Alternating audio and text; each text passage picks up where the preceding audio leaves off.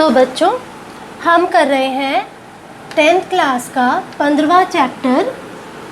हिंदी में नाम है प्रायिकता और इंग्लिश में हम बोलते हैं प्रोबेबिलिटी। एक्सरसाइज हम कर रहे हैं 15.1 15.1। क्वेश्चन नंबर 9 देखेंगे हम। तो इस क्वेश्चन में हमें बोला गया है अ box contains 5 red 8 white and 4 green marbles. तो एक बॉक्स है जिसके अंदर 5 लाल रंग के, एक डिब्बे में 5 लाल रंग के, 8 सफ़ेद रंग के और 4 हरे रंग के कंचे रखे हुए हैं। ठीक, तो हमें उन्होंने ये बताया है कि एक डिब्बे में कौन कौन से कंचे हैं, किस रंग के हैं। ठीक है, अब वो कहते हैं कि आप प्रोबेबिलिटी या प्रायिकता बताइए किसकी। इसमें हम क्या करते हैं कि देखिए, जब हम प्रायिकता ज्ञात कर रहे होते हैं, प्रोबेबिलिटी फाइंड कर रहे होते हैं, तो वो हमेशा किसी घटना की हम फाइंड करते हैं, किसी इवेंट की। तो यहाँ पर पहले इवेंट को डिफ़ाइन किया जाता है। तो ये कहा जाता है, जैसे एक डिब्बे में आप इमेजिन करिए ऐसा कि एक डिब्बे में ये कंचे पड़े हुए हैं, 5 लाल 8 सफ़ेद और 4 हरे कंचे पड़े हुए हैं। अब इस डिब्बे में ये कंचे हैं और इनमें से एक कंचा हमें लेना है। ठीक है, आंखें बंद करके हम ले रहे हैं, मतलब हम कोई पार्शियलिटी इसमें नहीं करेंगे। हमें नहीं पता, कोई भी रैंडम कोई भी कंचा हमारे हाथ में आ सकता है।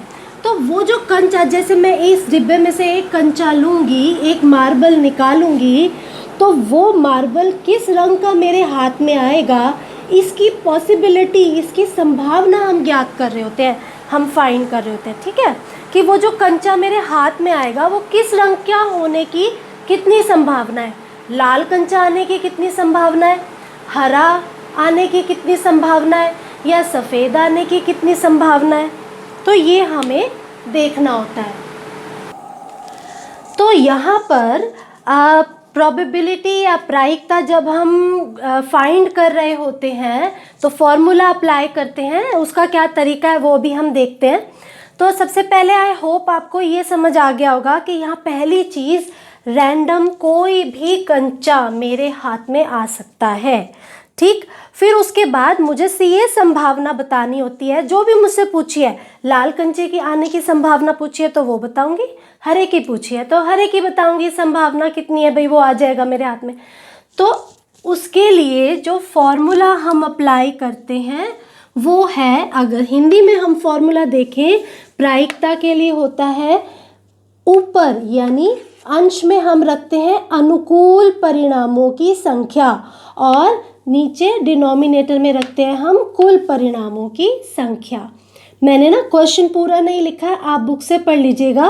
और यहाँ भी मैं थोड़ा सा जो बोलूँगी आपने वही लिखना है, यहाँ पे अनुकूल परिणामों की संख्या लिखना है। ठीक है, तो इंग्लिश में अगर फॉर्मूला देखें तो प्रोबेबिलिटी होती है फेवरेबल आउटकम्स, कितने आउटकम फेवरेबल हैं और कितने टोटल आउटकम है, वो भी मैं अभी आपको बताऊंगी। वैसे हमने पिछले वीडियोस में भी डिस्कस किया था, पर अभी हम इसे फिर से देखेंगे। तो यहाँ पर परिणामों या आउटकम से हमारा मतलब होता है कि किसी भी एक्सपेरिमेंट में, जैसे यहाँ एक्सपेरिमेंट है कि डिब्बे में से हम कंचा निकाल रहे हैं, उस एक्सपेरिमेंट में क्या क्या हो सकता है। ठीक है, तो थोड़ा सा ध्यान दीजिएगा इसमें। सबसे पहले तो हम देखेंगे कि टोटल आउटकम्स,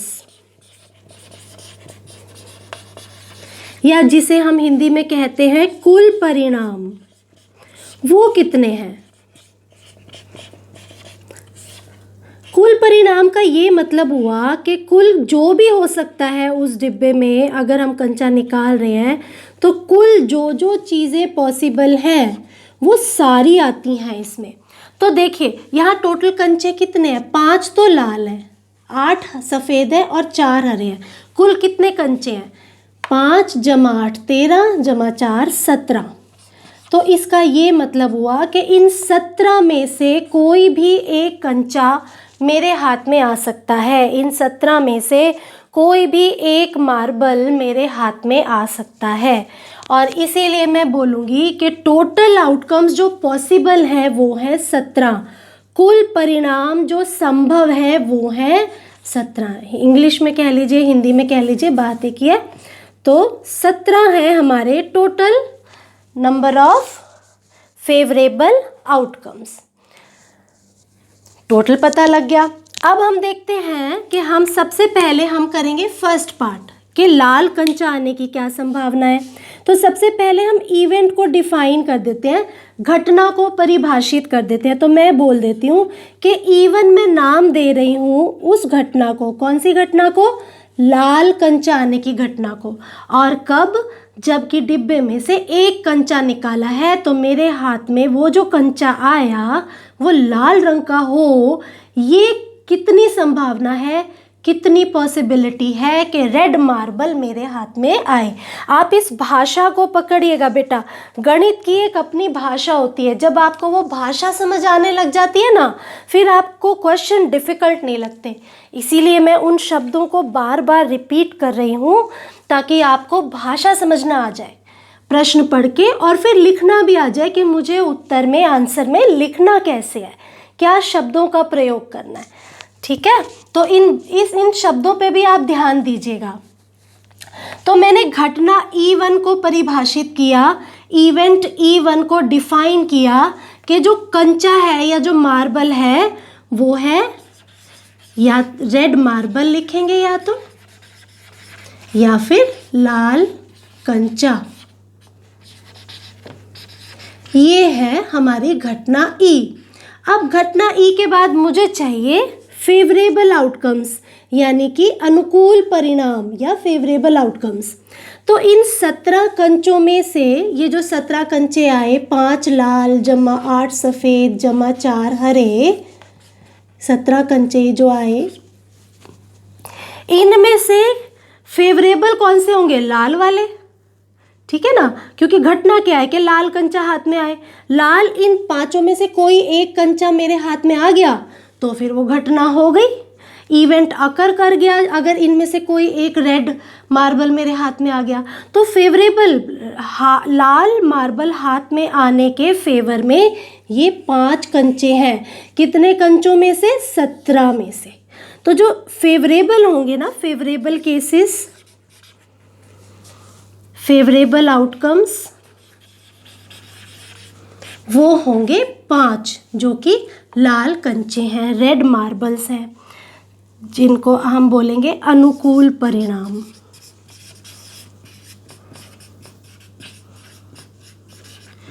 तो आई होप कि आपको ये चीज़ समझ आ गई होगी, कैसे टोटल आउटकम्स हमें फाइंड करने हैं और कैसे फेवरेबल आउटकम फाइंड करने हैं। तो बस अब हमें ये लिखना है कि प्रोबेबिलिटी कितनी होगी। तो ये मैं अभी मिटाऊँ, आपको ये क्लियर है। टोटल आउटकम्स है 17 और E1 पहले केस के फेवरेबल आउटकम है 5।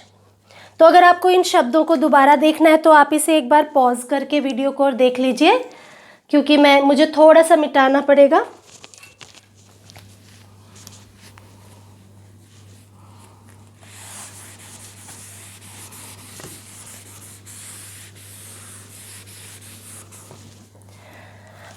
तो अगर मैं इस क्वेश्चन का फर्स्ट पार्ट सॉल्व करूं तो मुझे टोटल आउटकम्स, तो टोटल आउटकम्स को मैं TO लिख देती हूँ, अब से शॉर्ट में लिखूंगी। टोटल आउटकम्स वो मिले थे 17, क्योंकि कुल टोटल 17 कंचे हैं। फिर फेवरेबल आउटकम्स जिनको मैं FO लिख देती हूँ, यानी अनुकूल परिणाम, वो थे हमारे 5 कंचे, क्योंकि हमारा इवेंट E1 हमने क्या डिफाइन किया था? E1 जैसे मैंने लिखा था ना, आपको उत्तर में वैसे ही लिखना है E1 को परिभाषित करके। E1 था लाल कंचा या रेड मार्बल। तो अब मैं लिखूंगी प्रायिकता, P हो गया प्रायिकता के लिए, ब्रैकेट में लिखूंगी E1, क्योंकि मैं बता चुकी हूँ कि E1 क्या है? E1 है लाल कंचा या फिर रेड मार्बल। ठीक है, तो इसीलिए प्रायिकता यानी प्रोबेबिलिटी किसकी, E1 की। ये लिखना थोड़ा ज़रूरी होता है बेटा, कई बार बहुत सारे पार्ट्स होते हैं, हर बार ई लिखकर या सिर्फ फ्रैक्शन लिखकर नहीं आपने देना, ये भी चीज़ लिखनी है कि प्रायिकता आप किसकी बता रहे हैं, E1 की, और E1 क्या है वो भी आपको डिफाइन कर देना है, लिख देना है।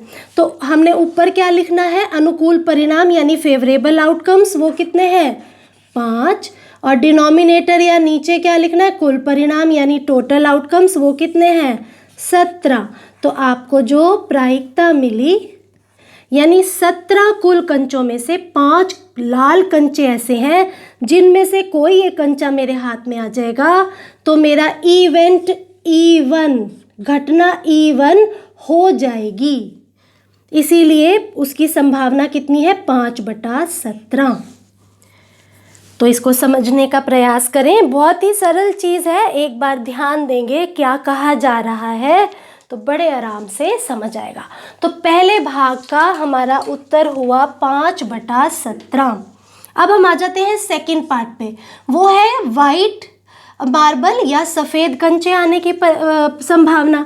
तो अब मैं अपना एक और इवेंट डिफाइन कर देती हूँ, घटना E2 डिफाइन कर देती हूँ, वो हो जाएगी सफ़ेद कंचा आना या फिर इधर इंग्लिश में बोल देंगे वाइट मार्बल, आपकी जो भी मीडियम हो उसी हिसाब से आप लिख लीजिए। तो E2 घटना हिंदी मीडियम के में आप पढ़ते हैं गणित को लिख लीजिए सफ़ेद कंचा, इंग्लिश मीडियम में पढ़ते हैं तो E2 को लिख लीजिए वाइट मार्बल। ठीक है, अब टोटल परिणाम तो यहाँ भी 17 ही है, क्योंकि देखिए अभी भी हमारे बॉक्स में डिब्बे में 17 ही कंचे पड़े हुए हैं, 5 + 8 + 4। ठीक है, लेकिन फेवरेबल अब कौन से होंगे, फेवरेबल अब होंगे सफ़ेद वाले। तो हमें अब ये देखना पड़ेगा कि सफ़ेद कंचे कितने हैं, क्योंकि अब हमारी घटना हम कर रहे हैं E2। ठीक, घटना E2 ले रहे हैं। तो अब देखिए फेवरेबल आउटकम होंगे सफ़ेद कंचे। सफ़ेद कंचे कितने 8, यानी टोटल 17 कंचों में से ये 8 वो सफ़ेद कंचे हैं जिन 8 में से कोई एक कंचा अगर मेरे हाथ में आ गया तो घटना E2 हो जाएगी। घटना E2 है सफ़ेद कंचे का हाथ में आना, वो घटना अकर कर जाएगी। तो फेवरेबल कौन से हुए 8, इन 8 में से कोई भी मार्बल मेरे हाथ में आएगा तो E2 अकर कर जाएगी, यानी 17 में से 8 फेवरेबल केस है, कुल केसेस 17। तो यानी दूसरे भाग की अगर हम सेकंड पार्ट देखें इस क्वेश्चन का, वाइट मार्बल आने की संभावना वो होगी 8/17।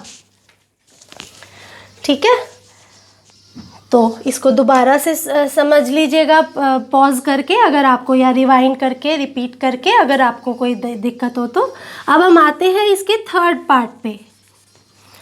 सो थर्ड पार्ट है इस क्वेश्चन का नॉट ग्रीन, ये थोड़ा सा डिफरेंट है, इस पर ध्यान दीजिए। तो अब हम तीसरी घटना ले रहे हैं, क्योंकि तीसरा केस डिफरेंट आ गया, तो अब हम तीसरी घटना को परिभाषित करेंगे, थर्ड इवेंट को डिफाइन करेंगे हरा नहीं, यानी नॉट ग्रीन। तो ये हमारी E3 घटना है। अब हम प्रायिकता भी E3 की फाइंड कर रहे हैं। टोटल नंबर ऑफ आउटकम्स अब भी 17 रहेंगे, क्योंकि हमारे डिब्बे में अब भी 17 कंचे हैं, हमारे बॉक्स में अब भी 17 मार्बल्स हैं। तो अब देखते हैं कि फेवरेबल आउटकम्स, देखिए यहाँ हर केस में फेवरेबल आउटकम्स बदल रहे हैं, क्योंकि घटना बदलती जा रही है ना, उसकी परिभाषा बदलती जा रही है। तो अब हमारी घटना की परिभाषा क्या हो गई कि जो कंचा हमारे हाथ में आए वो हरा नहीं होना चाहिए, यानी हरे के अलावा कोई भी रंग आ जाए, लेकिन हरा कंचा नहीं होना चाहिए। तो अब देखिए ये 3 तरह के कंचे हैं, 5 लाल, 8 सफ़ेद, 4 हरे। इनमें से हरे नहीं कौन कौन से हैं, ये 5 भी हरा नहीं है, जमा ये 8 भी सफ़ेद है, हरा नहीं है, और वो 4 तो हरे हैं, तो उनकी तो हम बात नहीं कर रहे। हम किसकी बात कर रहे हैं? जो 5 लाल हैं और 8 सफ़ेद हैं। कुल मिला के कितने कंचे हो गए? 13। यानी ये फेवरेबल केसेस हो गए, फेवरेबल आउटकम्स हो गए, अनुकूल परिणाम हो गए। इन 13 में से कोई एक कंचा मेरे हाथ में आएगा तो वो या तो लाल रंग का होगा या सफ़ेद रंग का होगा, हरा तो नहीं होगा। यानी कि E3 हो गई, E3 घटना हो गई कि मेरे हाथ में जो कंचा आया वो हरा नहीं है, लाल हो सकता है, सफ़ेद भी हो सकता है। तो ये 13 हो गए अनुकूल परिणाम, फेवरेबल आउटकम्स। तो प्रायिकता क्या होगी? प्रोबेबिलिटी क्या होगी? Probability of E3। ऊपर हम लिखेंगे फेवरेबल आउटकम्स, नीचे हम लिखेंगे टोटल आउटकम्स। ये आपकी E3 हो गई तीसरे पार्ट की, यानी हरा कंचा नहीं आने की प्रायिकता, नॉट ग्रीन मार्बल की प्रोबेबिलिटी। तो ये था बेटा हमारा क्वेश्चन नंबर 9। तो इसको कर लीजिए। Thank you so much. Okay.